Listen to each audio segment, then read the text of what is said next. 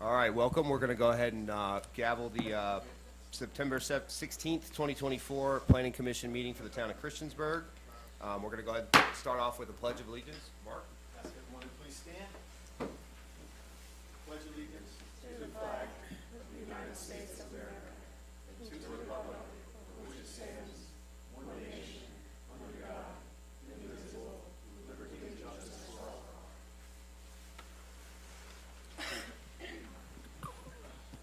All right, before we get started, just wanted to go over a couple items. We are short a quorum tonight, so we will not be taking action on any item. We still are going to have all the other items where we have a public discussion on the items before us. More than likely, we will have if we have a quorum, next meeting of the Planning Commission is Monday, September 30th, in 2 weeks, 7 p.m. There will also be public discussion at that meeting, so if you'd like to come and make your thoughts known at that time, you're welcome to come make those thoughts then. The planning commissioners that are not here will be able to view the meeting. It's on YouTube tonight in our discussion, so that they will take those comments into account. When you do come up to speak, if you could feel free to move the microphone if you need to, but make sure that you are heard loud and clear and speaking into the microphone, because the other commissioners will need to hear you in case you can't be here in 2 weeks.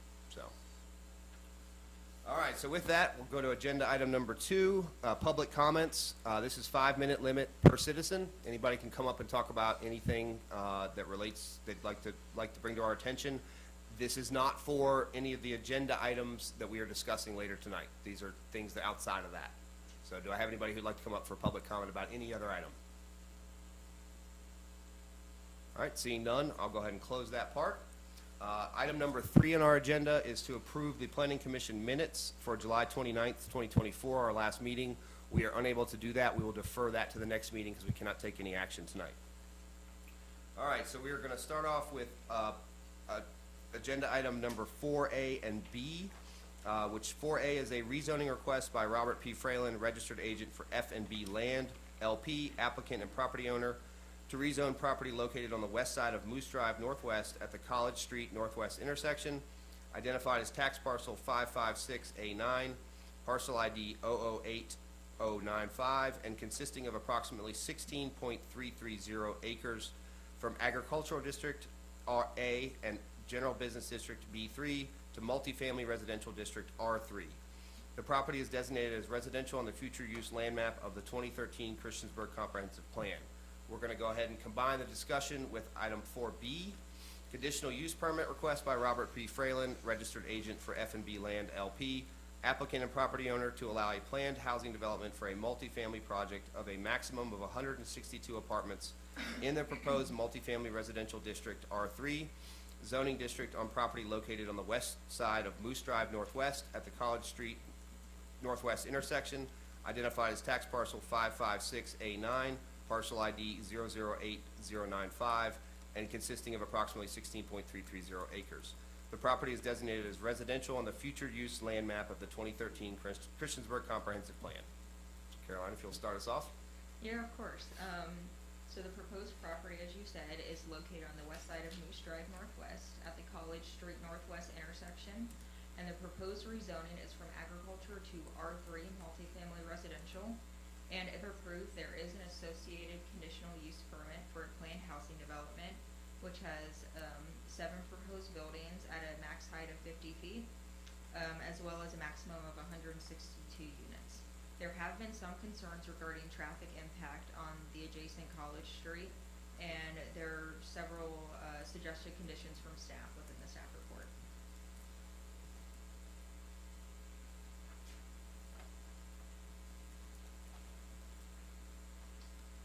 Hi. Good evening, Mike and Mark. I'm Brian McCahill. I'm the COO of RP Fralin Inc. and just wanted to say a few brief words.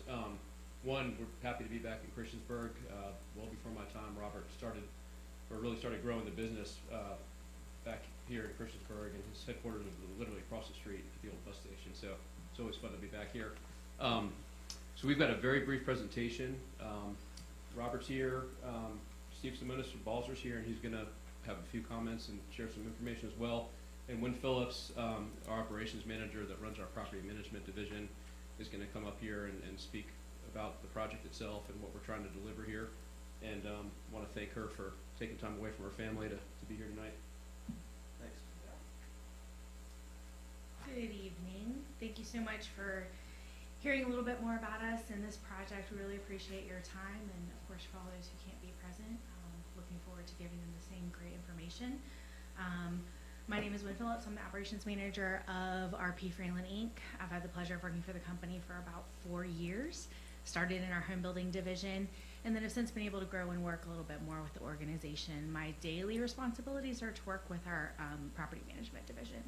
So I get the blessing and pleasure of working with them and serving all of our tenants throughout the New River Valley, as well as some of the surrounding areas as well.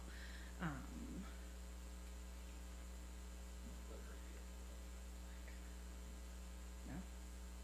Yes? Technical supports? You can click for me? The little, It's not working. oh. I am not the IT manager in my company, just for the record. So thank you very much. Our Franklin & Associates Property Management, that is who would be responsible for ultimately taking over this project after the construction. We have grown substantially from the start in 2015, not only growing our units, over 1,200 units under management at this time, some within the area. Most recently, our Madison project, Madison Apartment Homes, was stabilized, and we now currently have 72 occupied units in Christiansburg. We have over 900 apartment homes and a expanding, we can see the density there in our geographic footprint, but we're continuing to grow both our units and our staff and hope to do so with this project.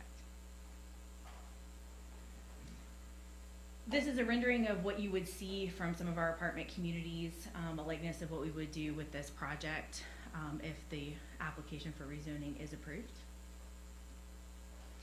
Here's some examples of the finishes that you will see throughout our current communities, as well as this new project underway. We're able to offer 9-foot ceilings. We have luxury plank flooring throughout. We do offer quartz and granite countertops, and then stainless steel appliances. Again, just some of the finishes, a couple of different angles: kitchen, bedroom, bathroom, and we do have laundry in all of our units as well. Some amenities that we'll be able to provide with this project that are existing in some of our other projects throughout the region. We do have a furnished clubhouse, 24-hour access to our fitness center, and a beautiful pool that's open with the season. Some layouts of our current apartments that we have, and then some that we would propose. Averaging about 770 square feet on our 1-bedroom plans, and then about 1,100 square feet on our 2-bedroom plans. 1 bedroom, 1 bath, 2 bedroom, 2 bath, and those will be a mix in this project. This slide shows the location in relation to some of the areas that it would serve. So showing the project and its general location. The location uniquely benefits Christiansburg by catering to nearby employment, but keeping those tax dollars in the town. You're getting approximately 15 minutes drive time to Radford or 15 minutes drive time to Blacksburg, but can be right here in the town of Christiansburg. I'm sure Steve will be able to bring up some more about this project, but we do have a slide of the overview that was also presented by staff. And I do just want to point out that the community has a need for all kinds of housing, especially reasonably priced apartment homes, what we hope to provide during this project. And I'd be happy to answer any questions. No? Okay, thank you.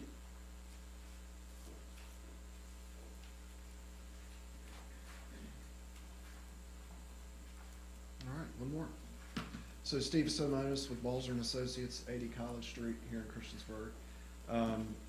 Appreciate the time tonight. So as Caroline mentioned, this is kind of a dual application. One is for the rezoning of the property that is currently zoned, not just ag, but there's a little section of B3 zoning at the very front right here. So that would be rezoned as well to R3, and then the conditional use permit for a planned housing development. Currently the property's vacant, been used just to cut hay, agricultural. About 15 years ago, there was a parcel that was subdivided off, the Good Samaritan Hospice built on right there. So that sits within that B3 zoning district. And to orient everybody, and I should have done that earlier, so getting off the interstate here, you've got West Main, you've got the new freestanding Lewis Gale Center that's being constructed right now, Good Samaritan Hospice. This is the Harkrader Townhome project that Planning Commission and Council approved a couple of years ago. That's under construction right here. Christiansburg Middle School is just to the north of the page. Victory Restoration Church is here. So all this property is part of what is the overall Kensington develop that actually started, we started work on that back in 2006. So Mr. Fralin and his team had been building out this subdivision since then. We've got the last section right now that's approved and getting ready to, or is under construction right now for the remaining single-family homes. We just wrapped up a townhouse portion in there as well. So as part of this property, this was not part of the original rezoning in the town and the county back in 2006 and 7, but this was meant to be a transition from the single-family home into the more commercial and urban feel of the Route 8 and West Main corridor right here. We looked at this a couple years ago and started making some progress in getting this rezoning filed. We held off. We wanted to get through COVID. That was about 2020. We started looking at this, and I've come back, and we'll kind of talk through the ins and outs of the application itself. But again, proposed density of 162 units. That's 10 units per acre, which is the allowable density within this zoning district that's being proposed. As Wen mentioned, 2 different apartment building designs that we've got shown here, which would be an 18 unit and a 24 unit. These are the same building types that we are building out at the Madison on Peppers Ferry Road, so the same square footages, same building layouts and design. Also, as Wen mentioned, there is a mix of 1 and 2 bedrooms. We did ask Brian, who spoke just a few minutes ago, what they're seeing as far as occupancy in those units right now. Again, because they've got 72 units that are occupied out at the Madison, and again, a mix of 1 and 2 bedrooms, and a little over half of those have 1 registered occupant. So we are seeing these units, these type of units, really going for those those people that are just looking for that 1 bedroom for themselves. So again, similar mix and similar product type is what's being proposed here. As mentioned in the staff report and in our application with the planned housing development, we can set some additional, change some of the zoning regulations that fit for what we're looking for. So we did have 3 variations in there. As you all know, several of the apartment projects that have come before you over the last couple of years have asked for the first one, which is more than 12 units in 1 building. That's an older regulation when we were all used to those garden-style 3-story walk-ups. So we do have more than 12 units in these buildings. The second one is there's a section of the code that says any building must be 15 feet off a driveway, a parking lot, a parking space. We think we've got that in most of these areas once it's engineered, but we did want to give ourselves a little bit of flexibility, so we asked for 10 feet on that instead of 15. And then the building height in this district, you're allowed up to 35 feet. With the overbuild and the way the roof structure is, we need more than that 35 feet for a 3-story building. So we've asked up to that 50 foot, which is again consistent with previous applications. As Wen mentioned, a management association, the company here will be taking care of all the maintenance of the property itself. That's the buildings, that's the exterior, that's the parking lots, the sidewalks. The main road, which we'll talk about here in a few minutes, that's a public road that would be built to town standards and dedicated to the town as right of way for their maintenance moving forward. When we looked at this project from a layout perspective, we wanted to pull the buildings off of Moose Drive. We know we have some townhomes up here, but we do have a few single-family homes right across Moose. So this distance from Moose to this first building, number 6 here, is a little over 250 feet away. So there's a big buffer there. You can also see some evergreen buffer shown here. There is some vegetation along the property line. A lot of it's kind of scraggly.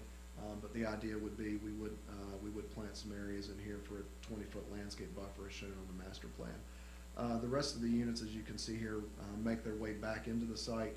One of the good pieces about this property is we are very minimally impacting any single family adjacencies. So we do have single family here, but again, we've got a buffer and a parking lot before you get to this building. You have a church here, and you've got some mini storage in this area right there. So again, we don't have a lot of residential neighbors, single-family residential neighbors right up against us. We do have the townhomes, as I mentioned earlier, that Mr. Wood is building up here going on right now. You'll see on here there are some large sections of open space. Part of the R3 requirements is active open space, active recreational area per apartment. So that's 400 square feet required for each apartment unit. So that is met with this application. As Wynn mentioned, a clubhouse and a pool area here with the fitness, and then you've got 3 large areas. What we tried to do was group those areas in bigger acreages around the units and spread them out through the development, so everybody has easy access to open space. We do have stormwater management that exists here that was part of the Kensington and Victory Restoration Church project. Those could be expanded, and we have additional stormwater here. As everybody knows, this is in the College Avenue drainage basin. So similar to what was proposed with the project up here, we're anticipating working with the town engineering staff to over-detain this facility based on the town's consultant that's doing the drainage study and the stormwater improvements down that basin. So we'll be working with the town on that if this moves forward into construction documents. Two main road access points. So this portion of the property right here is the existing drive that was installed with Good Samaritan. What that went in, that was built, designed and built to a town standard, anticipating this public street that would tie through eventually. So you'd have one access point on Moose, you have one on Bishopsgate Road here. There's already sewer and water, and portions of this sewer does extend all the way down through here to service the single-family homes on the other side of Bishopsgate. Sewer would be extended through the rest of the property, as would the water lines. As this will be a main town road, again, built to town standards, but that also means it will have sidewalk on both sides of the street. So we'll have sidewalk on both sides. Those sidewalks would tie into the sidewalk infrastructure proposed on both sides here, and then tie back out to Moose. There would be sidewalks also built along Moose Drive. There's a sidewalk that was put in during Good Sam, and there was an extension of that put in as part of the Park Raider Townhome project that gets you all the way over to the entrance at Buffalo and the middle school.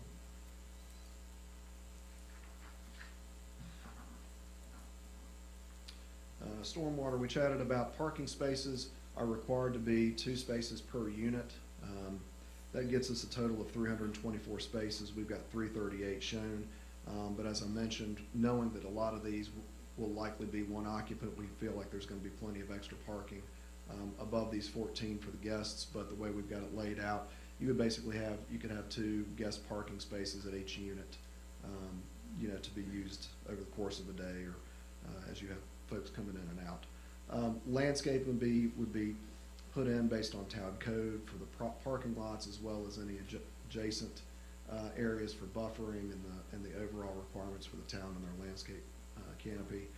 Trash would be handled with private refuse collection, dumpsters and recycling areas in different places throughout the property. We did, before I get into our proffers, do want to touch back on traffic again. When we did the original Kensington rezoning, again, back 2006, a large traffic study was done in this whole area. We have heard, I had some people ask me as far as Moose Drive itself, the perception that Moose Drive maybe feels a little small. We did confirm, and we have this from survey data when we were working on this project. Moose Drive is a full 30 feet of pavement. That is the town standard. So I actually put this on there just to show, this is a roadside ditch section, which is what Moose is. So that shows you the 15-foot travel lane on each side. And that is what we have here on Moose in this section here. Now Buffalo's narrow, College we know is kind of windy, which I think some of the concern is traffic cutting down through College. But Moose itself, that access point all the way out to the light it does meet town standards. So the history of the road connection, again, I think this is important for planning commissioners that may not have been here as part of this with the original rezoning. With the 2006 rezoning, go back one, the idea initially was Diana Drive, which is the top of the hill here, was gonna connect all the way down. This is the town service road that comes up to the water tower. This section of road was gonna tie down. This is when this part was actually in Montgomery County. A boundary line adjustment was done.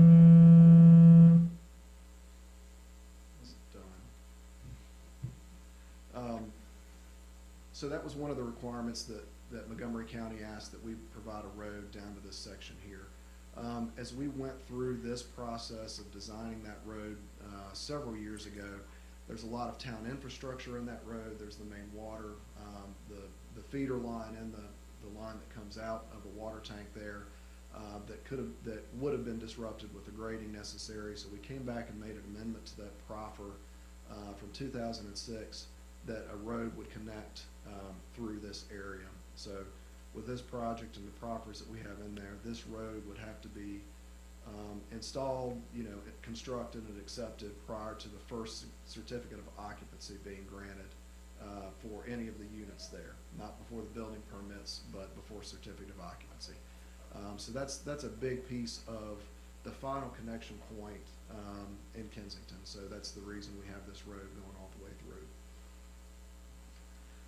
We have several proffers we provided. Substantial conformance with the master plan is shown, that it will just be for the apartment uses that are shown on the master plan, and as we talked about, the building of the road prior to the first certificate of occupancy. We did see in the staff report there were several conditions that were mentioned in there. We forwarded that to Robert and his team. I don't think we have any concerns. We can talk through those if Planning Commission would like to. I think one was the road being constructed, as we talked about, the sidewalks being constructed prior to the first CO, open space being graded and kind of finalized prior to the COs of adjacent buildings. But all of it made sense. It was to be sure that the infrastructure and the amenities that are going to be serviced by the residents are in place and ready to go once we have people moving in. I think that is my last point on this one. There was one more condition, I believe, Caroline or Retta, I think it was, prohibiting construction traffic on College Street, I think was one of them. And we're fine with that. It's tough with construction traffic. It's basically, it's up to the site superintendent to be sure those operators are using, Moose or Mud Pike and Bishopsgate, but that's to keep the heavier traffic and the larger traffic from traveling down College Street during construction. I'd be happy to answer any questions that Planning Commission has. Future map was residential, why the request was multifamily? Well, it's still residential in the town's future land use. Residential is any of the residential uses, so multifamily, single-family townhomes. Yep. I have a couple questions before I go into that. Pursuant to Virginia Code Section 2.2-3112, Section B1, and 2.2-3115, Section H, I am declaring that I am a member of one of three or more businesses that may be affected by the agenda items, and this would cover all the agenda items tonight, as an owner of an electrical and electronic security contractor. I am able to participate in the discussion and voting on this matter fairly, objectively, and in the public interest. So just to clarify, Steve, the R3 would cover this development except for 24 units per apartment versus 12 in the standard R3. The setback going from 15 to 10, and then the building height going to 50 from 35. That's correct. And essentially, the 24 versus 12, they're essentially two 12s stuck together into one building. Right, yeah, I believe Fralin, the Fralin companies have a 12-unit building, an 18-unit, and a 24-unit. From an efficiency standpoint, it makes more sense. We're not having to eat up land with setbacks and additional parking. That gives you in more between open buildings. space. Yep, Yeah, yep. But yeah, those are the three variances that we needed to, otherwise we could have stayed within the R3 zoning district itself, but it's those couple sections of the code. Yep. And this entire property is in the town, correct? I see the Correct. Montgomery line down below on Mud Pike, It but is, yep. but this property's all in the town. It is, yes, sir. Okay. How far down does the sidewalk extend down Moose in toward Main Street? All the way to the end of the property? It was, yes, Okay. sir. Yep, right there at the property Alright. line. That's all the questions I have. Thank you. All right, we'll open up to public comment about these two agenda items. If anybody would like to speak, just come state your name and address, and make sure you move the microphone to where we can hear you clearly.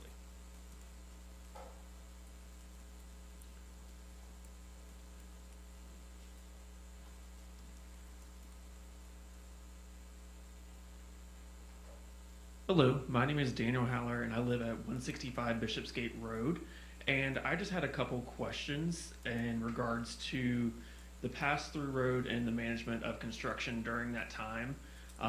Pulling out onto Mud Pike from Bishopsgate, there's already a blind spot there with that construction traffic going through at peak times. Mud Pike does back up, and then also the congestion at the light where College and Main cross there. Is there a way that this can be managed during that time to help flow and help the residents who already live in the communities? My other concern was regarding the road. Is it going to be a 2-lane road that's defined 2-lane, or a 1-lane road that goes from Moose through to Bishopsgate? The road itself would be a 2-lane road, a full standard road like every other road in Kensington. As far as the construction traffic itself, we can set limits as far as times of the day when certain trucks are coming in. So if there are ways that we can do that to help offset either school traffic concerns or just, AMP and those peak hours, we can work with that based on the neighbors. Yes, I know it is hard to get out of Mud Pike to turn right or left at those peak times, so that's my main concern. Is I'm sitting backed up in traffic typically there as well in the mornings to get out with school traffic especially.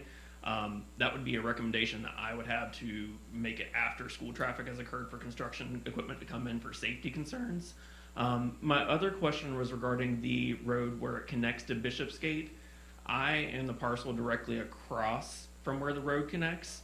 I do have concerns for lights hitting directly into my house at all hours from people coming in and out.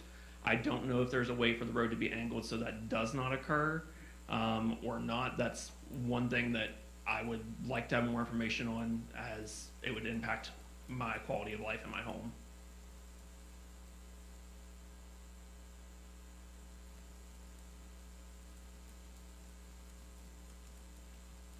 When would the road be constructed as far as the phasing of the rest of the buildings?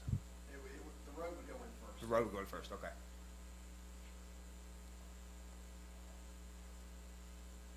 And those were all my questions. Thank you. Okay, thank you, Daniel.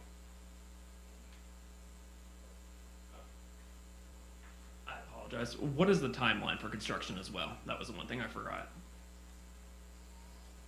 So if we make it through this process, we've got another couple months of this. We've got design work that will need to be done with the full set of construction. So it would be tough. It'd be tough to imagine any time before summer of next year, best case. It's about 6 months to get a set of site plans done through the town to get through that process. So we get through this. So I would assume summer 25. Okay, thank you.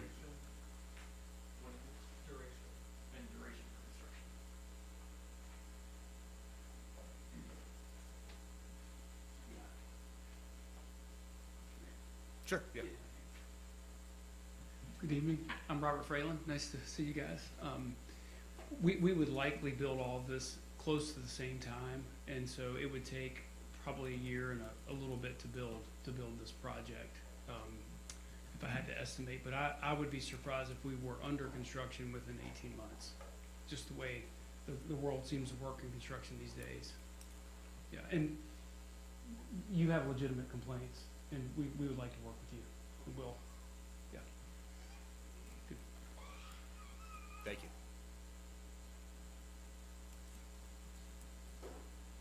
Any other public comments on this matter? All right, so we'll go ahead and close that, seeing none.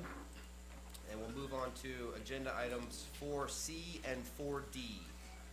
Rezoning request by Roger Woody, registered agent for RWW34 LLC, applicant and property owner, to rezone property located on the southeast corner of Sherwood Drive Northeast and Maid Marian Lane and adjacent to the Route 460 bypass, identified as approximately 2.31 acres of a 10.227 acre parcel.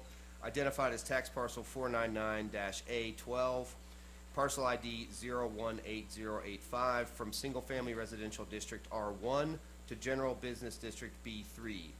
The property is designated as residential on the future land use map of the 2013 Christiansburg Comprehensive Plan. And item D is a conditional use permit request by the same registered agent on the same property.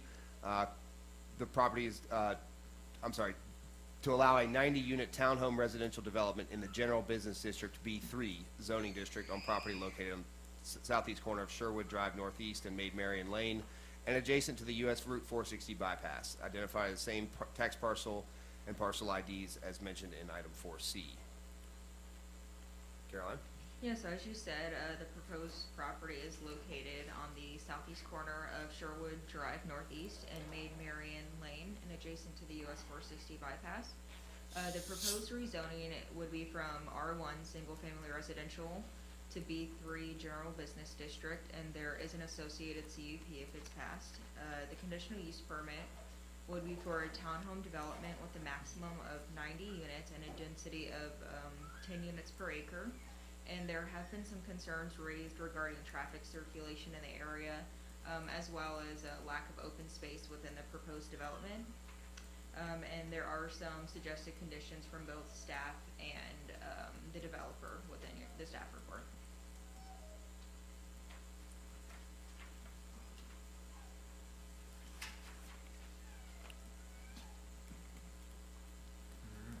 Again, Steve Smith of Balzer Associates, 80 College Street. So 10.227 acres. When we initially submitted this this conditional use permit, we were taking the whole acreage, and the conditional use permit would be within the B3 business district. We submitted that, and staff let us know that, you know, if we wanted to count this acreage, we needed to include that within the density calculation. So we kind of pulled what we had done and resubmitted with that, with the rezoning request of this R1 to take that to the B3. I know we did receive copies of all the letters that the Planning Commission and staff has received, so I'm going to touch on some of those points. It seemed like there was a little bit of confusion about the zoning itself, so I want to explain why we're asking for residential use in a business district. The town of Christiansburg gives us the ability to request a conditional use permit in the B3 district for residential uses, townhomes and apartments. If you all remember back a few years ago, Mark, I think you were still on Planning Commission at the time, where we just showed the Lewis Gale emergency room going in. We had proposed a project there that was going to be townhomes and some duplexes, and that was a B3 zoning. We left it zone B3 and asked for a conditional use permit for those residential uses. And what happened was, why we do that is because there was a business use in that B3 district that made better sense for that property and some of the adjacent properties.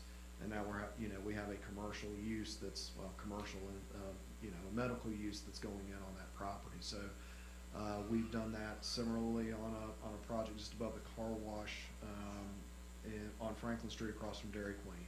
That was a conditional use permit for townhomes on a B3 zone piece of property. Maybe it was B1, I can't remember. But what that allows us to do is allows the town to maintain that B3 zoning district in case there is a commercial use that comes in there before a project would move forward. But it allows that conditional use permit for that residential use. And again, as you all know, the conditional use permits are only good for a certain amount of time. So it's not that we can get this and then set on it for 5 years and then go back and build it. So there is a time limit on when a conditional use permit is good for if there's not progress being made towards, the next step. So we couldn't get it approved in a couple weeks and then sit on it and not work on plans or zoning or anything else. So we're requesting all of it to be zone B3 and then a conditional use permit for the 90 townhomes that we're showing on there, which works out to be under 10 units per acre. The homes on the property itself, I did it again. I think everybody here in the audience knows where we are, but for the audience at home, Tractor Supply, Virginia Techniques, Roanoke Street, 460 bypass, Sherwood Drive, coming up here just off to the left. So this is the big field that you can see as you're driving up 460 bypass back behind Tractor Supply. The owner of the property has owned this property since 1993. I think in about 2009, they transferred it from his personal name into the corporation's name. But he has owned this property for a significant amount of time. That was part of the overall parcel of the neighborhood up here to the just off screen to the left.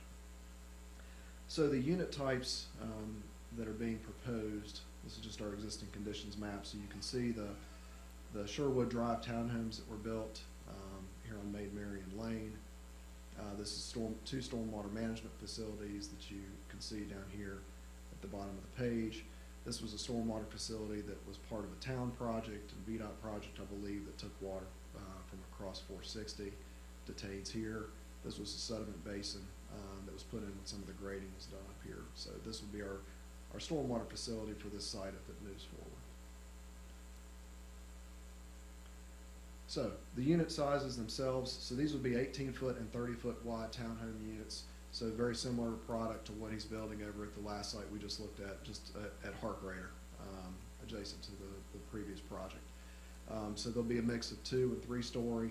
The smaller units, the narrower units would be the 3-story, and the ones on the end would be the 2-story units. These would be subdivided lots, so these homes could be for sale or they could be rented. The HOA will be in place to maintain, again, similar to the last one, drive aisles, exterior of the property itself, exterior of the units, any open space, and stormwater management. So as I said a second ago, this is the great big flat graded area at the top. So the layout of the property was very intentional. We've got a lot of slope and stormwater down here, but what this does is it brings all this, it brings all the units up towards the commercial and not down on top of the single family residential. As part of this project, you'll see a road down here, and I know this is where a lot of the concerns are about traffic, and we're going to spend a bit of time talking about traffic tonight as far as what we've looked at and how we think about laying this out. The cul-de-sac here that was a cul-de-sac, and it kind of runs up Shorewood Drive right now. There's a connection, a possible connection. There's a 50-foot right-of-way that goes across this property right here, existing. It's a 50-foot ingress-egress easement, and then ties back out. And I'll show you here in just a minute on an old plat. So the idea would be bring in a new, construct and build to town standard what could be a new public road. And I say could be, and we'll get to that in a second. We could go ahead and dedicate this as right-of-way with this project and have a potential turnaround up here as well. That it can be something we work with engineering staff on. But this would be built out to a town standard. You'd have 2 access points into the development itself off of this road here, and then looping through.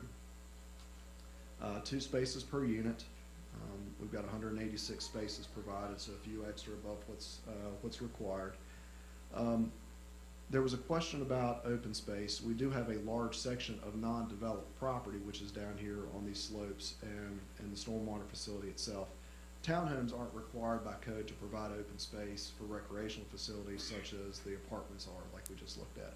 We do have an open graded area here that's a few thousand square feet that somebody could come in if they wanted to put a dog park in, if they wanted to put a little piece of playground equipment in. It's not large by any stretch, but again, we do have open space from a standpoint of impervious area versus pervious area.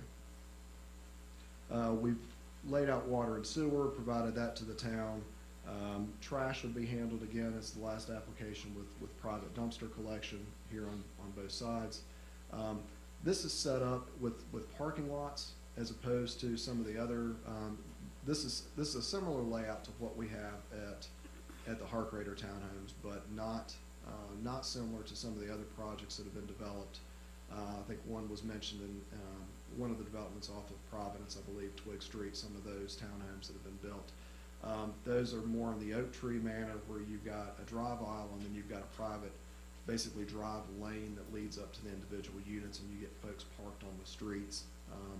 These would be actually laid out in parking lots. Everybody has their 2 spaces in front of their unit, and again, some of the extra spaces that we have laid in there as well. I'm going to skip down because I'm just going to go ahead and get into our discussion on transportation.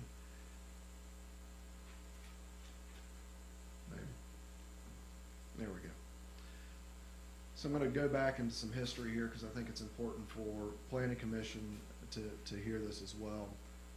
I wasn't around working on this with the applicant at the time, but many years ago, you can see here this red line. So this is our subject property right here in the back. There's Tractor Supply. So you can see these two red lines. This is that 50-foot ingress-egress easement I was mentioning earlier. So this property originally had legal access out to Roanoke Street along this section. So this would come up, go beside Tractor Supply, and then basically cut all the way in front of Food Line. The ability to access Roanoke Street at that location, there's Starlight Drive, went away with the development of this. The physical ability to do that, as you all know, you're up on the top here and you drop down several terraces to get down. There's now a stormwater management facility. When the signal was put in down here at this intersection, you can see, and I'll give you a blow up here, but there was dedicated right of way along this little cross-looking section of road right here. And you can see these dashed lines are additional ingress-egress easements for the benefit of Lot 3 and the benefit of Lot 2. Obviously, the Food Line lot has access to this. What you'll see is there is no legal means of egress from this property to the right-of-way. So we legally can't get from here to here. So what we have been working on, we planned to come in with this project in 2022. Had some meetings with town staff and town management to talk about how this could happen. Because again, my client doesn't own this. This is an ownership group out of New York that owns this mall now. So phone calls were made, letters were written, went unanswered. A couple weeks ago, the town manager was able to get in touch with somebody and put them in touch with our client. So there have been some conversations that have happened. As part of our proffer, as we showed on our last, I'll just stop it on that one, we plan to build that road all the way up to that terminus. So we're planning to build it all the way where it can tie in if there's a legal means for us to get there. So I think it's important for everybody to understand, Planning Commission and Council, and our client is more than willing to punch that road through. We just can't legally connect. We can get through here and we could legally get down to this way, but we can't, we don't have the ability to dedicate a public road through that section. So we do have 50 feet. I believe the town manager and the town engineer had a discussion with the fire chief concerning that if this was a public road, that building wouldn't necessarily meet setbacks off of a public right-of-way. Tractor Supply wouldn't. There'd have to be some changes made to some loading areas, things like that. But again, it's possible, but again, it's out of our hands. So as we thought about what uses could go in here a couple years ago, the property owner has just recently heard from two different contractor establishments. This wouldn't be contractor storage. One, I believe, was a plumbing operation that was interested in this property. The problem is, and I want everybody to understand, if this property was developed by right, so if he went in and put a by right B3 use on it, we still can't use this access. Our only legal means of egress and ingress are off of Sherwood Drive. So we could come in and put a greenhouse in a nursery or a big daycare center or something like that, and all of that would have to come out Sherwood Drive. So the difference between residential traffic and commercial traffic made a difference to us. You know, if you've got heavy trucks or anything else coming up Sherwood Drive, that's not what you would prefer. So as we looked at what businesses or what uses could go in there, that residential use made more sense as we started looking at this a couple years ago. So that's why we've proposed what we've proposed within that B3 district. Again, from a business perspective, unless it's a use that somebody is specifically going to. So you're not gonna You know, you're not gonna have a gas station sitting up here, because you want something that's easy access. You want something that if somebody sees from the road is gonna be able to get there. Well, you can't get there through the shopping center. You know, so this would have to be kind of a destination location. So again, you know, an office, you know, office buildings, or, you know, I made a list today looking through the by right uses of reasonably what could possibly go in there. But again, you know, any of those uses would have to use Sherwood Drive. We have talked to the town as far as how this connection might actually happen. And we're open to suggestions on that as we work through, you know, with engineering, whether Sherwood Drive is the through road and this is a stop condition, or this loop of Sherwood turns into a stop condition and this is a through. It's kind of 6 1/2 dozen to us. It's whatever makes the most sense from a traffic perspective and safety perspective at that intersection. We have provided the town with the trip generation during the AM and PM peak hours based on the uses. So that would be 43 trips in the AM hour. Those AM hours are 7 to 9 in the morning, and then 51 trips in the peak hour from 4 to 6. So again, from a comprehensive plan standpoint, similar to the last project, the comprehensive plan does show this to be residential. It does not show this as a business use, so it does, the future land use map does show this as residential. We've talked about, you know, some of the struggles, obviously, with getting this access through the shopping center, but we felt from the very beginning, if that access could be secured at some point in the future, it would, I'll just say honestly, we've struggled understanding why we haven't gotten responses. You know, I would think if I was Tractor Supply or Food Line, I would want people to be able to make that connection directly as opposed to having to go all the way around and come out. Yeah, it should help business.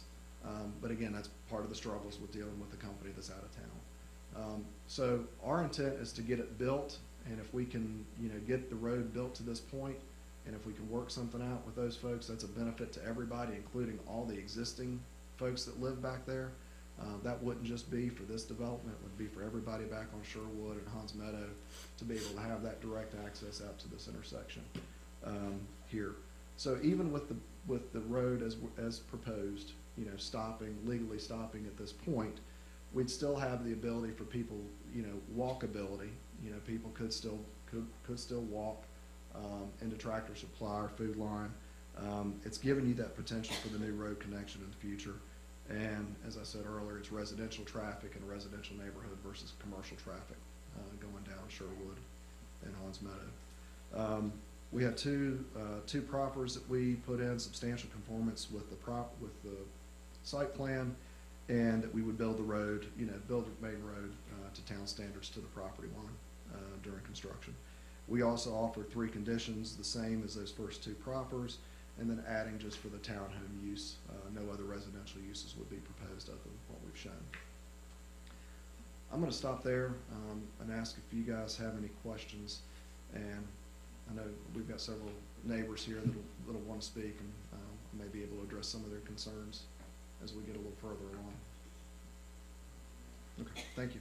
I do have a couple. Yes, sir. So your right-of-way actually extends to the front of Tractor Supply, correct? It does. But you can't punch through because then that would open you up to civil action on it. Right. Because yeah, I got you there. Right. All right, and then this is more a question for you guys, some of the town staff. If they did do a B3 by right, they could, because there's an existing right-of-way over to Sherwood, that would not have to come before council or planning commission, correct? Unless it was something in the B3 that, you know, was required of CUP. Okay. No truck weights, truck weight limits or anything like that won't be in the neighborhood. They would have put, like, instead of a construction operation out there, That would be an engineering, that would be more so engineering question. That would be an engineering question as far as weight limit for the road. But all the town road standards, any road that we build has to hold those same standards I showed on that other slide earlier. So you've got a couple different pavement sections you can use based on how you want to build your road. But normally, unless you were, if we were putting a a heavier traffic use in here, we'd beef up we would beef up our internal drive lanes and pavement sections, but there's nothing. Utility neighborhoods. Yeah, but there's nothing required within the residential. I mean, it's, tractor trailers or anything else can use any of those streets. Other questions for me? Thank you. Thanks, Steve. All right, we'll open up to public comment. Please remember to state your name and address.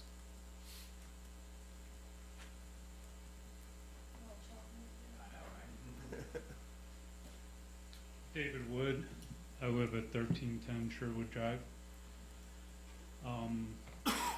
I'm just starting to wrap my head around this now, so my questions. The first thing, when you mentioned the trip thing, 4351 trips during AM, PM, what does that mean? Is that current? Well, I don't understand what a trip is. I didn't understand what the, He asked about the trip Do you want study. me to answer as we go, or just make a note? please. I'm fine with that. Yeah, yeah. So the trip generation, that would be the new trips that are generated from this project. So we have a set standards that we use with the Institute of Transportation Engineers that says for this use, here are the amount of trips per unit per day. And those are broken out over the course of the day, and then in those peak hours in the morning and the afternoon, when people are leaving and coming home from work. So you find that peak hour between 7 and 9 and 4 and 6. So in that peak hour, wherever that may be, it may be 7:15 to 8:15 or 4:30 to 5:30. That's what it works out to be based on these uses. Okay, thanks. I thought that's what you meant. I find that hard to believe. That sounds low, but that's I'm my gonna pause opinion. 1 second, Dave. Do we have the AV person here? Is there another handheld microphone we can get for Steve? That'll be helpful for the other commissioners, because they won't be able to hear him from, That's what I was asking. So, when you mentioned the walkability within this unit here, I can understand what you were saying.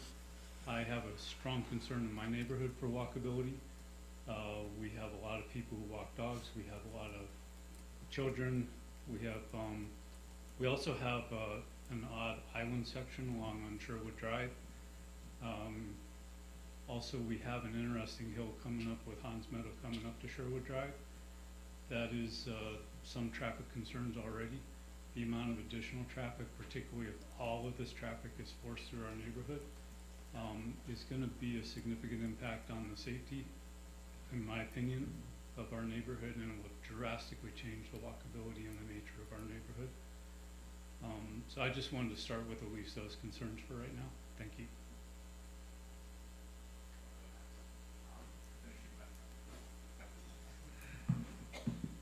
I'm more long form than I am a series of questions. But Chris Thomas, also Sherwood Drive. I'm really glad to see there's an interest in building more housing, especially affordable housing in town. But the town needs to reject this request for this parcel unless we are prepared to make significant investments in the road infrastructure in the Hans Meadow development. As currently proposed, the planned townhomes would be accessed from what was once the eastward cul-de-sac of Sherwood Drive, and Sherwood Drive itself, and of course the entire Hans Meadow area, are presently only accessible by a largely uncontrolled intersection with Depot Street. That intersection was part of the original Hans Meadow development back in the late 80s, and despite the neighborhood more than tripling in size since then, it's never been revisited by the town. Today, the intersection represents a single vulnerable choke point through which all traffic into and out of the neighborhood must pass. The neighborhood is, in fact, the largest enclave of homes severable from the rest of Christiansburg by the closure of a single street. As it happens, that street is situated in the floodplain of Crab Creek. This is probably a reasonable civil engineering decision back in the 80s, but today it means that hundreds of Christiansburg residents would be beyond the reach of emergency services in the event of a flash flood. Adding another 90 townhomes behind this bottleneck seems unwise. Unfortunately, the infrastructure problems don't stop there. Traffic into the proposed development would certainly flow down Sherwood Drive rather than taking the newer, longer, steeper route around the water tower, and this then focuses that traffic through the section of Sherwood Drive where the road splits around an island. This traffic pattern is a challenging one. It stumps visitors and delivery drivers daily. Most of the residents have had at least one close call with someone going the wrong way down what is functionally a one-way street. And when we had the additional development with Maid Marian, that was often a multi-ton gravel truck. Re-engineering this section of the road would be a significant undertaking for the town and would require regrading and repaving from the residents along that section of Sherwood as well. Now, these are not new problems. In retrospect, they should have been raised when the town approved the Robin Hood Drive project on the hillside surrounding the water tower, and probably should have blocked the Maid Marian townhome development. They can't be unwound, but I urge the town not to compound them. The roads linking the proposed development with the rest of Christiansburg are 50 years old. They were engineered to serve a small, sleepy subdivision consisting of a couple dozen single-family homes. At their widest, they are narrower than the town standard by 5 feet. They are unmarked, they lack sidewalks, street parking makes bi-directional travel all but impossible, and pedestrians are already at very real risk due to the volume of traffic, which has no other ingress or egress route. If the town wishes to proceed with this project, it must be contingent upon the right-of-way to the shopping center. Anything else will put citizens' lives at risk.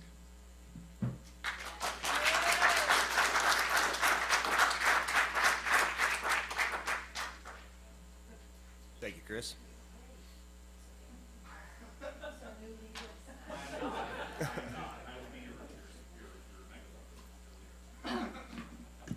My name is Susie Schaefer Schumann, and I live on Sherwood Drive.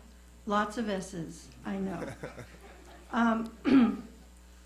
I'm here to vehemently oppose Mr. Woody's proposed 90 townhomes because of the one access point for his development that will direct all traffic in and out of Sherwood Drive, down to Hans Meadow, down to Depot Street, and wait, you're still not at Roanoke Street yet. Whereas if, as Chris said, it was done through the shopping center, and I've already talked with Randy, I know that this group in New York owns this, but honestly, that's on them. They need to get them to do it. Chris laid out perfectly, so I'm not going to say much of what I had to say, because he laid it out perfectly. There are 253 homes, including the Maid Marian townhomes, right now, and we all enter and exit at Hans Meadow and Depot Street. And also, I'll repeat what he said. All of us have almost crashed into a truck or a car coming down in the divided part of Sherwood because they're going the wrong way. And when Maid Marian was being built, I cannot tell you how many times large piles of dirt were dropped in the middle of Sherwood, causing all kinds of havoc, car damage. And there is a piece of road on Sherwood, if I'm not mistaken, that the town had to come back and repave because all that bringing in of dirt to Maid Marian over 2 years caused the road to somehow collapse or sink. So we, as Chris said, are not in good shape to get 90 more townhomes, which would be incredible trying to get in and out. And in my head, I see you all having to put a traffic light on Sherwood Drive because there's going to be too much traffic. Mr. Baltz, as it said, 41 to 53 trips. Well, add that to the number of trips from the 170 homes that are already there, that are going in and out at the same point. And I just wanted to appeal to you all, because I'm assuming you're all homeowners. And would you want this in your neighborhood? I mean, walking on Sherwood is over. And I have counted. We have 24 steady walkers on Sherwood Drive, right near where they want to put that one access point from the 90 townhomes. We have dog walkers, we have leisure walkers, we have joggers, we have kids and adults on bikes. That's over. And I would just like to appeal to you as our first defense. I would think if you look at all the neighborhoods in Christiansburg, Hans Meadow is one of the loveliest. We are certainly the only one that's that wooded. And we have a variety of homes, some of them custom-built log homes, in this beautiful neighborhood nestled in these serene woods, and the fabric of this neighborhood will dramatically change and forever be ruined if these 90 townhomes have a connection at our cul-de-sac with all these streets. And so I'm begging you, please, please protect our neighborhood, protect us as citizens. How is this not a safety hazard? One point of entrance and exit for all these already homes that are there, adding 90 more. How is that not a safety hazard? So please, please consider what we're facing, because I don't think anyone in this room, even Mr. Baltz, would want this in his neighborhood. And that's it, because Chris did such a good job of saying everything else. Thank you. Thank you, Susie.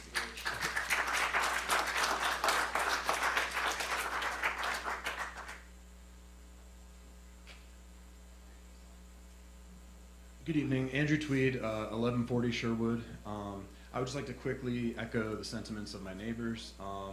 With the addition of the townhomes on Maid Marian, we can anecdotally see an increase in traffic violations, littering, and such along Sherwood. So triple the number of units, I think, could potentially triple, the impact along that street. So yeah, I think that approval of this should be certainly contingent upon the right-of-way that we all know is lacking at this point. And as a Virginia Tech forestry graduate, I'd also say I'd really like to see a good riparian buffer strip between the housing units and the 460 bypass, just to gather up any kinds of pollutants and kind of issues before we get into that residential area. Thanks. Thank you.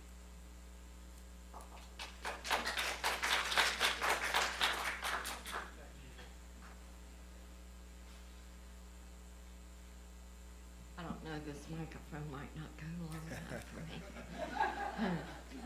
Mary Stewart, 1160 Sherwood Drive. I have a couple of questions. Number one, what about the Hungate Scott access? Maid Marian goes back into Scott Street. Are y'all familiar with what I'm talking about? Hungate runs up beside G&H Appliance. And so Maid Marian's already there. Should he answer me? So Maid Marian doesn't connect to Hungate or Scott. I understand, but why are they not looking at that access? I'd have to go back and, I'm not sure. Do you understand where that is? Yeah.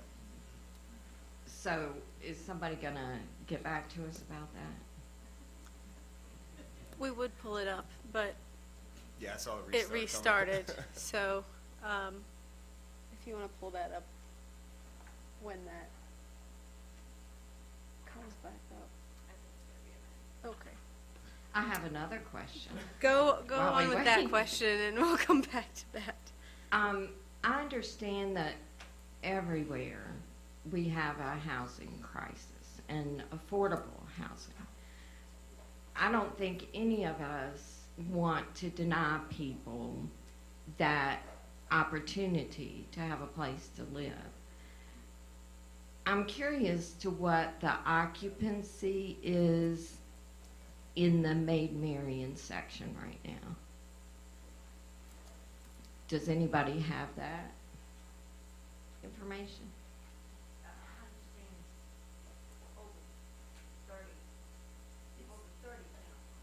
They're 32, I believe. 34. But how many are rented? Because it's Right. always for rent signs. There's a for rent sign out right now. And so my question is, have we really looked at the necessity for 90 townhomes to be in my neighborhood? I believe the gentleman from Balzer and Associates was talking about Parkerator, Freyland's doing all of these. Does Christiansburg need 90 townhomes in our neighborhood? Can they go somewhere else if there's a need? I think the ones who've spoken are very passionate about our community. We're still waiting. Can we readdress this if it comes back up after somebody else speaks? That's fine with me. We're at 57%. So, Well, I could talk some more if you would like to hear my slow southern drawl.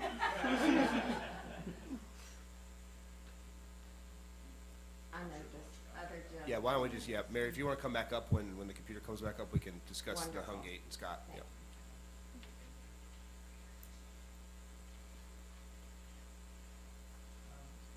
Yep. Chuck Swain, 1325 Sherwood. So if you don't know where 1325 is, that's the intersection of Sherwood, Maid Marian, this new road, and then where Robin Hood went all the way up, which used to be the cul-de-sac. I guess, you know, I don't hold anything against Roger Woody for wanting to build homes there. That's fine. I guess if it's gonna happen, I'd like to know kind of how long it will take, because I'll need to find a place to live, a new place to live, so I sell at home. That's kind of where we are. Because it's already bad enough with just a little dab that went behind us with 34 units coming straight through. There's going to be a crash there. It's going to happen. I don't want it to be on my watch. I don't want to be there for it. I don't know what it's going to take if he gets this opportunity. Again, I don't begrudge him. It's his. He should do what he wants to do with it. I just can't. I can't stay there if that's the case. So that's all I got to say. Thank you, Mr. Strain.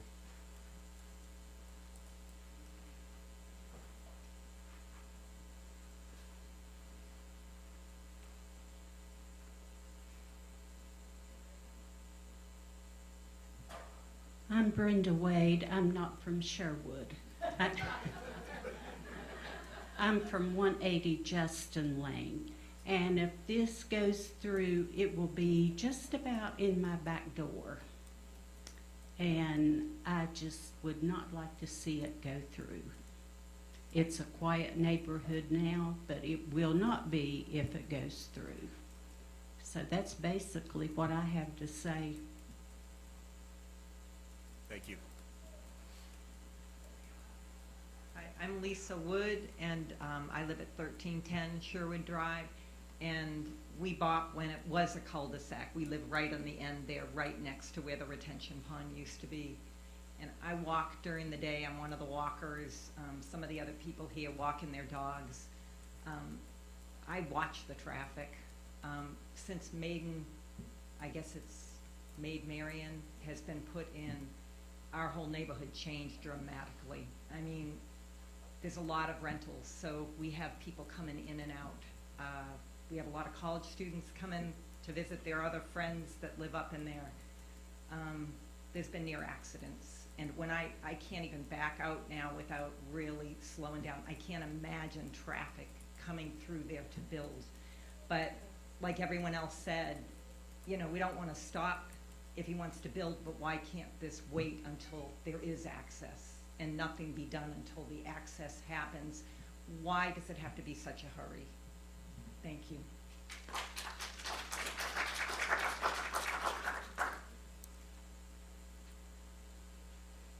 A bit nervous. That's okay.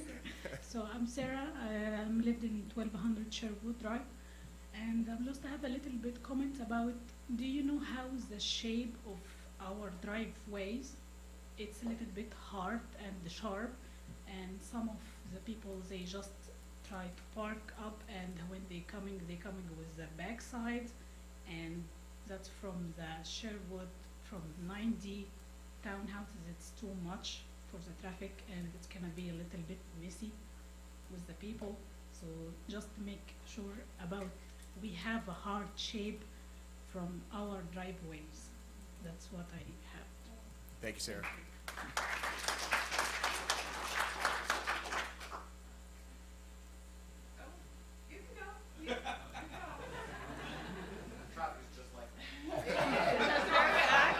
That's very accurate to our intersections. I don't know if you guys are able to pull up like an aerial of the actual like Ponce Meadow Sherwood intersection. That's kind of what I'm going to focus on because everyone else did so good that I'd like to like actually show you visualization. Yeah, like Google Maps just of like the Hans Meadow Sherwood intersection. Do you Am I mind- too far away? That, Sorry. and will you state your name and address? Yes, I'm sorry. Destiny Taylor, 1195 Sherwood Drive.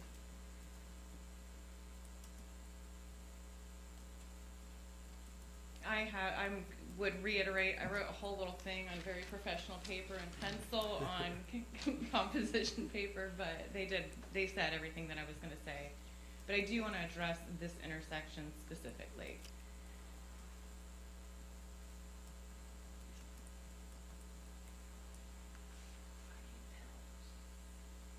Right here, I think. No, is that it? Right here. That's the steep hill, right? Yes. Is there a little pointing, or I'll use my fingers, but you won't be able to hear me. I'm specifically going to talk about right here.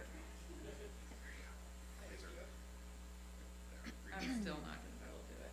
So that little intersection right here, we are located right over here, and we have 2 children who must cross this intersection to get on the school bus every morning.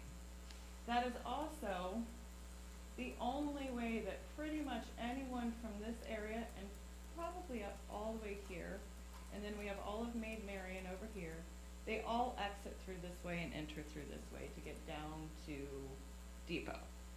If we were to add 90 more townhomes, I do not see how we got to the number of 45, whatever we called it, visits, or if you have 90 new townhomes, you have 1.5 vehicles per townhome. Excuse me. That is 135 vehicles that will be there. And we could go down to just 90. I don't know where we calculated 45, but even if we just go to 45, that is 45 more people going through this intersection that is very unregulated. There is no stop sign going up. The bus stop is right here, so when people go up and make a right, they cannot see that there is a bus stop there. I don't know what else I was going to say about that. I went off script. I did. There's no sidewalks. There is no crosswalk here. So instead of, there's a stop sign over here, people will pause. That's like on a good day, they'll pause. But if they don't feel like pausing, they go around children instead of stopping. So we just kind of go around them, or walkers, or bicyclists, or there has got to be something done to that intersection, regardless of if there is access, secondary access. That intersection is of great concern for anyone walking along Sherwood. That's all. I have more. I'll be prepared next time.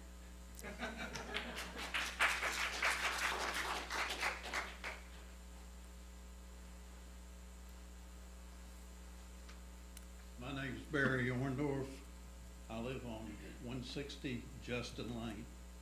Couple of comments that I've heard here that, first of all, this lady addressed one of them, and that's your estimate of the traffic.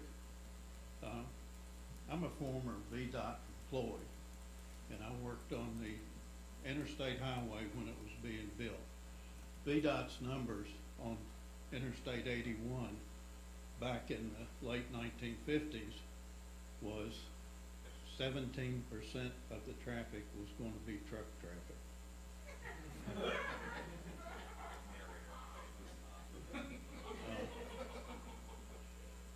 I question the future of this development and the traffic that it will put on it in the future. We can't think of today. We need to think a little bit downstream. The other thing that I wanted to mention is the intersection with Depot Street, and adding this amount of traffic to that intersection, and you're going to be building, or not building, but opening a railroad station down from it, which is going to also increase traffic. So you're gonna have it coming from 2 different directions there. I think need to rethink the whole thing. Thank you.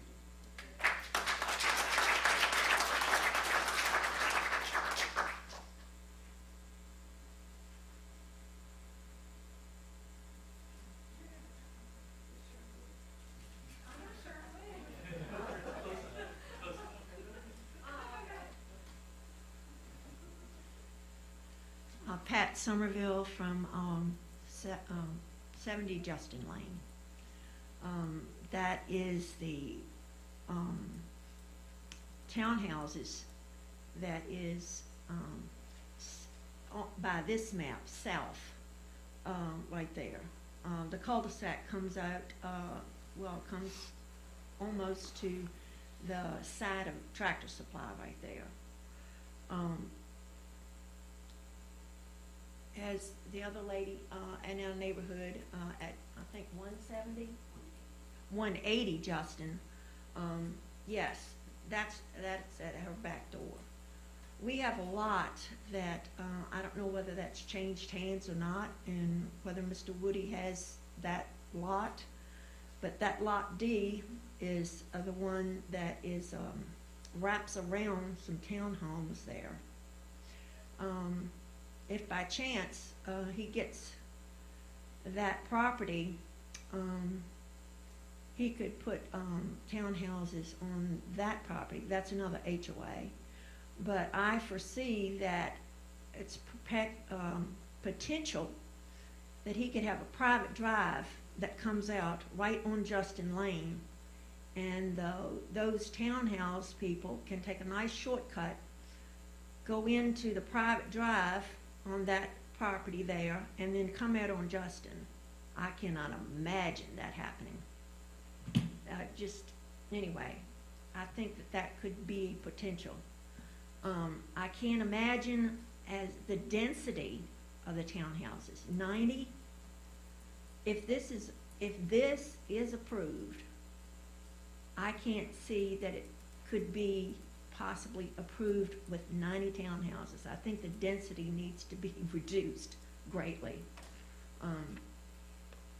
And yes, the people at Sherwood Drive, I can only imagine, because those townhomes on Maid Marian is backed up right to my house. And so now, instead of a nice woodlot, I look at my townhome and see it's been totally changed. It's got 34 townhouses back there.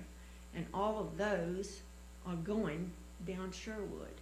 I can't imagine the nightmare that you all would have. And then I'm afraid for our neighborhood there, that some way, somehow, they'll get access and it'll be flowing through Justin Lane. Anyway, opposed to it. And other people from our neighborhood probably would have been here tonight, but some are out of town, some are sick, and then also I just found out about this tonight. So hopefully we'll come back in force next time.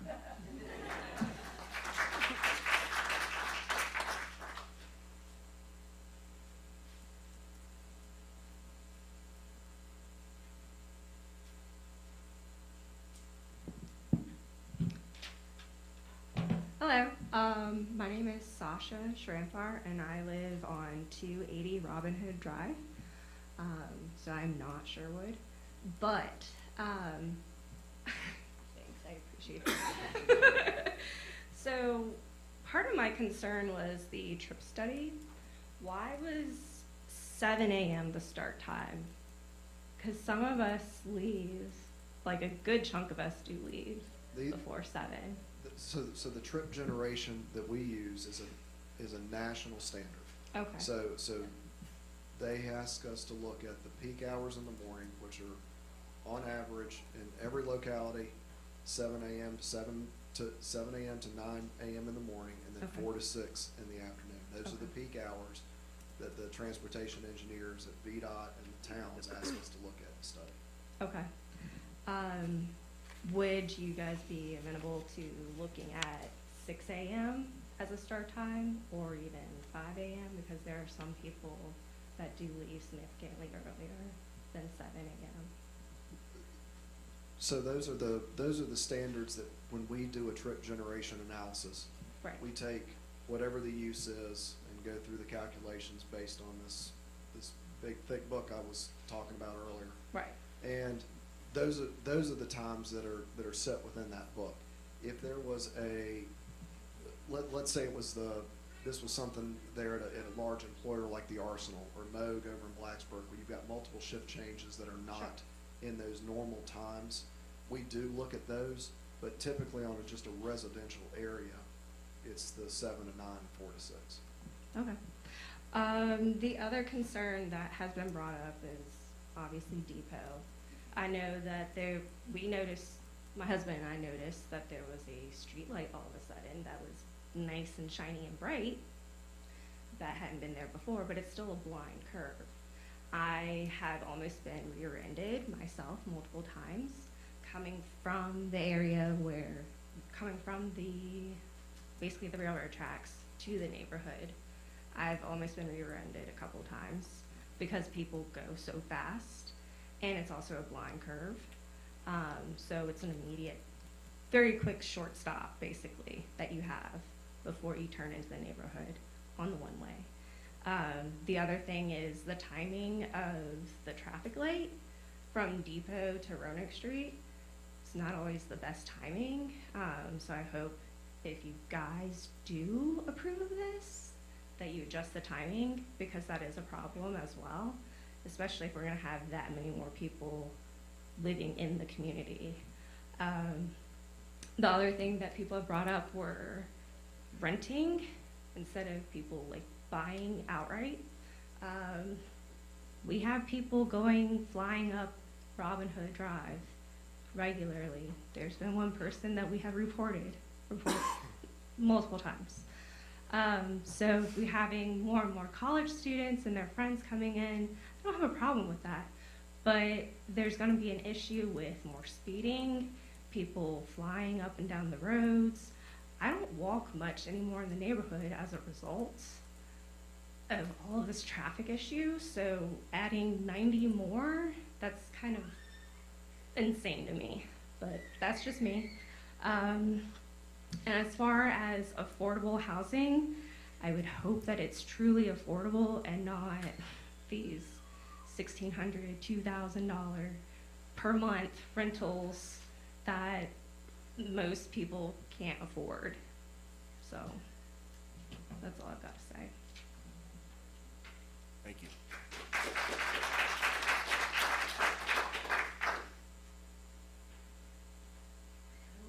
So I'll be really quick. I don't like public speaking. I'm Courtney Akers. I live at 1130 Hans Meadow.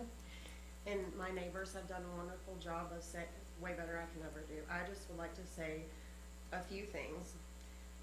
The only positive thing we have at that intersection is the sweet people who did the library, which my kids and I love. That's very positive. That's the only thing at that intersection that's positive. I'm one of the dog walkers. I walk at night, I walk at daytime, I stay home. So I'm always in the neighborhood. We're right at the beginning when you first come in, right after the blind curve.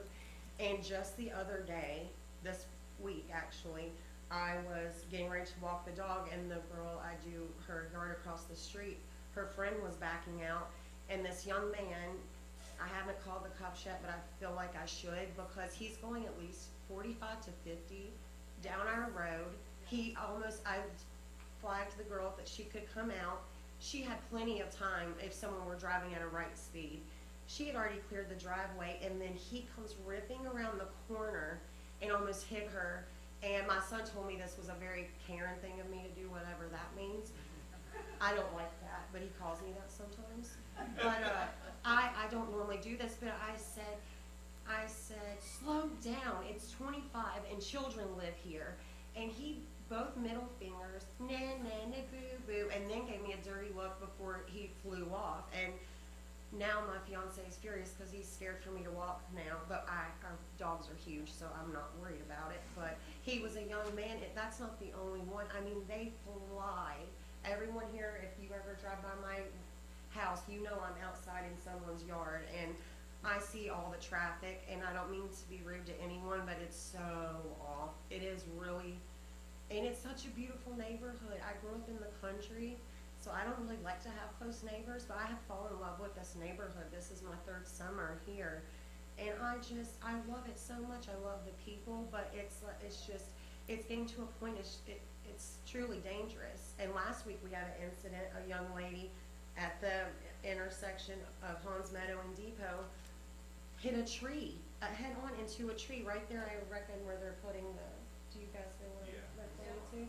And I mean, I don't know if that has anything to do with it, but I don't know how our little neighborhood could handle this. And the one thing I would like to say is, I was really sad that more of our neighbors aren't here. As the fact I talked to a lot of them, at least down on my end, a few on Sherwood, and a lot on Hans Meadow. And most of them said there's no point in going, they won't listen. And I just thought that was kind of really sad, because I know they're not happy about either. Well, it's not worth the time. And I'm like, I really think it is if we put on a good show with all of us there. But, and also, last thing, little kids playing. My aunt that lives next to me dresses up her little geese. Everyone knows that, Diane. Yeah, that's my little aunt. And I got to know so many of the neighborhood kids. They ride their little scooters up in their bikes, and she lets them come up in her driveway because it's paved.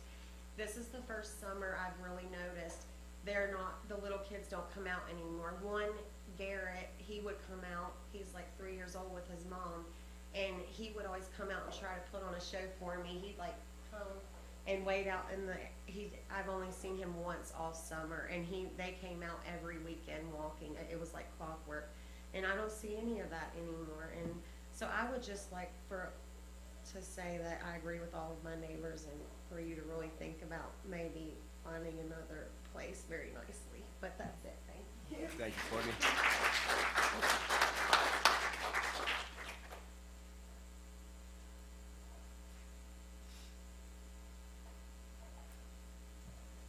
Dave Schumann, 1290 Sherwood Drive.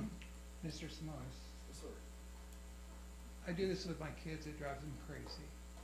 On a scale of 1 to 10, with 10 being, this is the greatest idea I've ever heard in my life, and 1 being, this is the absolute horriblest thing I've ever heard of.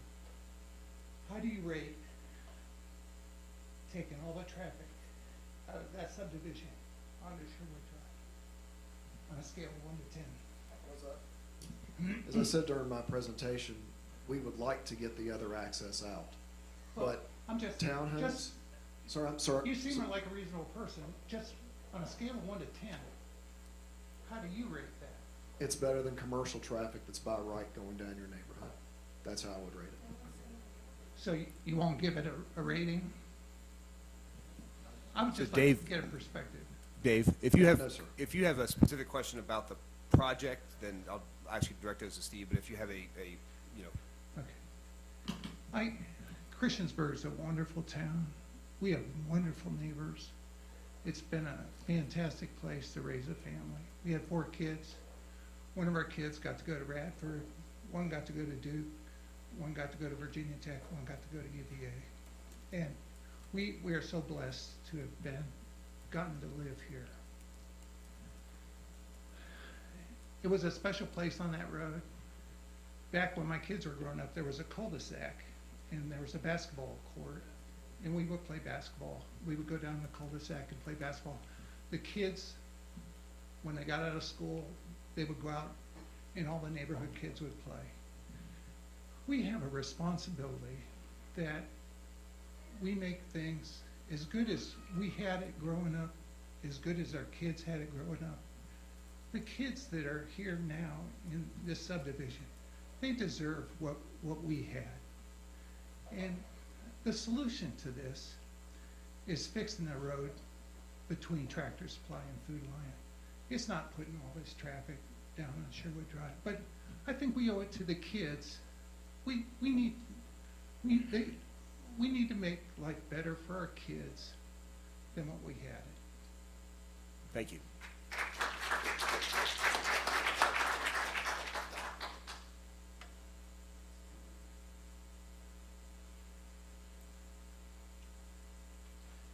Seems like the right thing to do. Hi, I'm Bill Strollo. I live at 1305 Sherwood Drive. I've only been there for about 4 to 5 months now. I've owned the home for about 5 years, and I've seen this neighborhood develop. Mike, Mark, ladies, thank you for coming out and listening to us tonight. It means a lot to the community that you guys hear from us. So, not a lot more to say than everybody else has said. The roads are small. The infrastructure on that road in that area is not made for 270 vehicles coming and going. With the upcoming 2026 depot over there on Depot Street, the roads are going to get even fuller, and then you've got roads coming in from the Steer area, so that we're going to get congested. We're going to get a lot more. Usually I'm pretty good at talking. Yeah, usually you can't shut me up. There's going to be a lot over there. The neighborhood is small. The neighborhood is not set up for this type of activity coming into it. We appreciate all the work that Mr. I don't even know, Wally, and this gentleman are doing to tell us what's going on. But I think as a community, we need to look at it and make sure that we're doing the right thing. I come from Williamsburg, and Williamsburg blew up really fast, just like this is doing here. A lot more accidents, a lot more problems, a lot more people getting into smaller areas, and not a lot of thought put into how we're going to get people in and out of their homes. It's a beautiful area. This Christiansburg is a beautiful area. I know you'll do right by us. I know you'll help us get through this, and then hopefully we'll be able to push it the right way for the street, and be able to get it back towards the businesses where they can get more activity their way and keep it out of our area. But other than that, all these people said great things, wonderful things. I hope that you can take our thoughts and prayers into consideration and help us out. Thank you.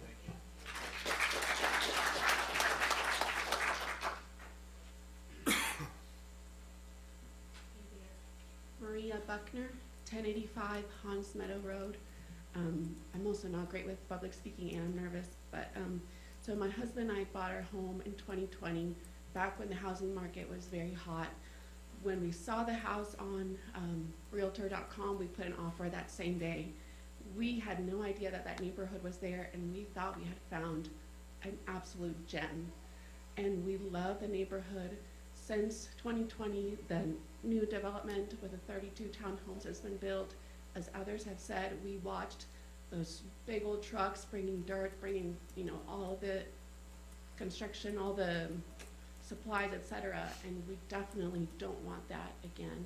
I have 2 little ones. We moved there when I was pregnant with my first. We now have 2, and we would love to keep our neighborhood a neighborhood where we can feel safe, where we can walk, even though we don't have sidewalks, and we had to fence our yard in order for us to feel safe with our little ones. But this would definitely not be the right decision, especially if there's no road connecting it to the Tractor Supply side. Thank you. Thank you.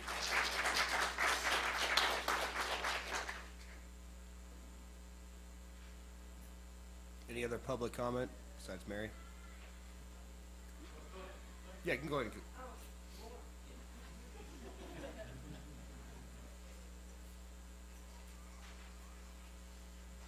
So my name is Mario Jones. I'm at 280 Robin Hood. You heard from my wife earlier. I am an engineer with the Virginia Tech Transportation Institute. We look at traffic studies and things like that. So the numbers are a little off, but you already covered it. We'll go on. Looking at the plans here, is the idea to build this development like Maid Marian, or very, very similar? Do you know? How so? It's 2 different developers, so I'm not. Okay. So if anyone here has been on Maid Marian in that subdivision, it is extremely tight. Like, just trying to get a car in there is almost impossible. So I just wanted to know, like, I didn't know if the plan was the same. Knowing that it's 2 different developers helps. My main concern with this is there's no open space. You have the tiny little area for like a swing set. It's great. But whatever happened to green space? That's the thing I love about our neighborhood is there are trees, there's greenery, it doesn't feel like you're just in a overpacked development. And I think that's what this is gonna be. I don't wanna see that in our neighborhood. Same thing that everyone else was saying on Sherwood. when Maid Marian was being built, most of the construction went through Sherwood and on that side, but we did see some on Robin Hood. And it is very unnerving. If you're, if it's a nice day, we're kind of in the fall, if you got the windows open at 6 in the morning and a dump truck drives by your house, going up that hill, it's pulling all it can. And you are awake. You're not sleeping through that. You're not, it is jarring. I don't really want to go through that again, if I can. That's about all I have to say. Thank you. Thank you.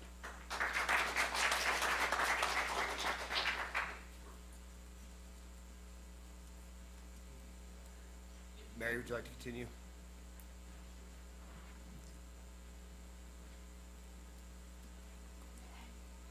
My apologies to the Justin people because I think I was stepping on their toes in offering up the Scott Hungate option.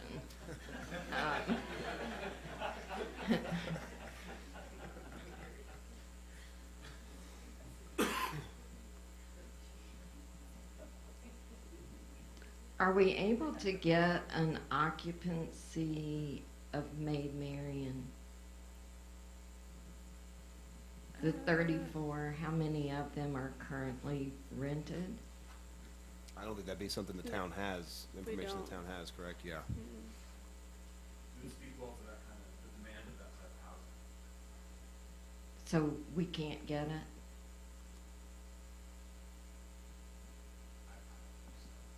No. No. I was gonna say, it wouldn't be something that It wouldn't we be data that the be- town collects necessarily, so. Yeah. Okay. It would be a nice request from the owner, or to the owner, from anyone could ask, so. I Okay. don't know, it depends on who asks and who they're willing to tell. So for the planning commission, it seems logical to me that you would consider, is it a necessity to have the 90 townhomes? We'll look at the rezone request, and we'll look for conditions on that, we'll decide to vote yes or no. But do you understand where I'm coming from? Is there a need for that housing? There is a need for housing all over this town, for sure. Okay. What's in demand right now, whether it's, I'm a neighborhood kind of guy, like you, I like to have a yard and a place to put up a storage shed, kids to play, have pets out, that's the kind of person I am. New townhouses don't necessarily, make me happy, but that seems to be what's popular. If we can put them up and sell them, just need to make sure we do it the right way. Okay, and the Scott Hungate area? So Stuart, I can answer that, so, and I don't know, Caroline, if you could pull the GIS up, but if you look at the town's GIS mapping, there are private properties between Hungate and Scott that don't connect to where Maid Marian was, so there was no, again, it's just like we're talking about across the commercial, there's no legal way to get from point A to point B, so there was no way to make that connection. Has there been any attempt to go after that private property, like you're going after the access at Tractor Supply?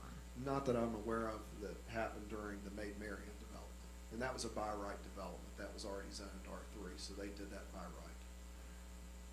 Is that something they would consider? The units are built now, there's no way to make that connection. That Maid Marian ends and there's no way to try to access the private property? Correct. I'm trying to wrap my head around that, but, okay. I appreciate everybody's time and thank you so much for considering our issues. Thank you.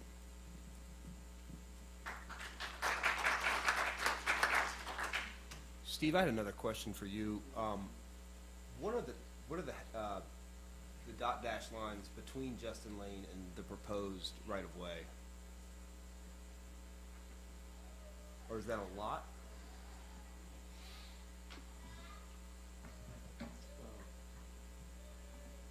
Right there? No, directly between, like, right at the word Justin, and then, Those, yeah. those are lots. Okay. Yep. All right. Yeah, I think the mapping, I think we've got 2 townhomes in there right now based on the aerial It is. that have been built now. Okay. Thank you.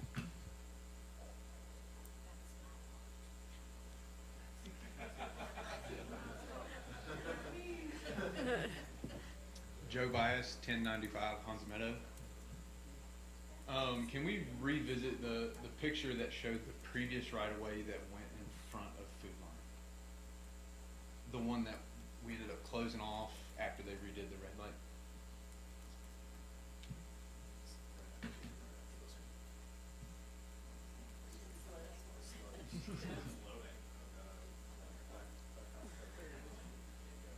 Okay, so I understand that that previous exit back onto Roanoke Street no longer exists, but the right-of-way still comes into that parking lot, correct?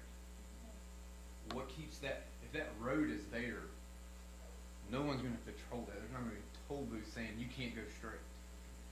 So would they still not be able to come through Food Line parking lot, just as if we went to Food Line to get groceries? Cause I always go up actually right beside Tractor Supply and turn left. What prevents that? We have the legal right of way, it's just not policed of where you actually go. So that doesn't prevent us from building that road, what looks like to the very front corner of Tractor Supply. It does through the deeds, and the courts actually ruled on that. This went through several court cases when this was happening 15 years ago. So Okay. legally, we cannot cross through there. So we, even with the right of way going in front of Food Line, you can't use that? We could drive in front of Food Line, but we can't legally from that lot. And again, I mean, that's what I said during our early part of my presentation. I wasn't part of those court cases. But that went to circuit court, and I believe it even went to the state Supreme Court. Okay, so since there's no exit for that right of way, they won't let you build that road? Okay. Another concern I have is about 4 years ago on Hans Meadow, they redid all the drainage, repaved, and did all that stuff. You know, we're talking about, for this kind of traffic, 182 parking spots. There's not going to be a bunch of empty ones. For this kind of traffic, we're talking about making roads wider, sidewalks, all that stuff. We're wasting a ton of tax money that we just redid all of this stuff. And we're going to have to tear it up and redo it again. Because we're going to have to some way figure out how to get everybody through there safely. I live on the 4th house as you come in. Every car comes by my house. There's 9 kids on the first 4 houses, 7 of which are under 8 years old. All of them are going to come through there. We've got to have a way to do that safely. Yet we've just replaced all that and spent a bunch of money and a bunch of time repaving and doing all that. I feel like we could use our tax resources better to figure out a smart solution to what we all, I think, we clearly agree that that's the move. Figure out the way to do it to make everyone happy versus the quick one to get something thrown up. Thank you. Thank you.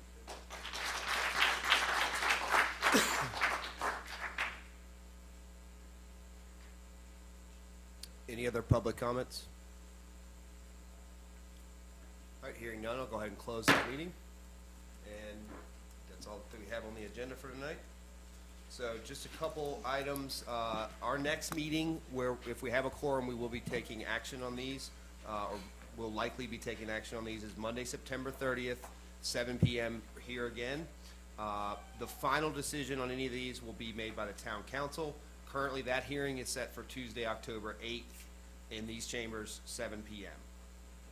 I'm sorry, let me back up. That's the public hearing for town council. Their action is scheduled for Tuesday, October 22nd, 7 p.m. So I encourage you to make the comments there. And I will also let you know the town council is a little bit more strict about the comments and the applause and things like that. So we're a little more open here in Planning Commission. We like to hear from you guys. We like to hear from the town, so or hear from the residents. So just wanted to give you that heads up about the town is a little bit more formal at the council meeting. So yeah, no clapping. Yes.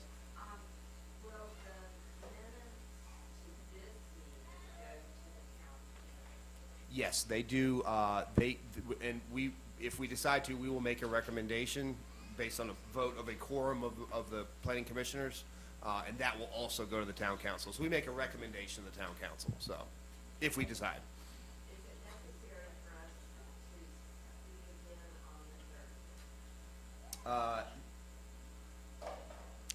That is up to you. I will give the diplomatic answer.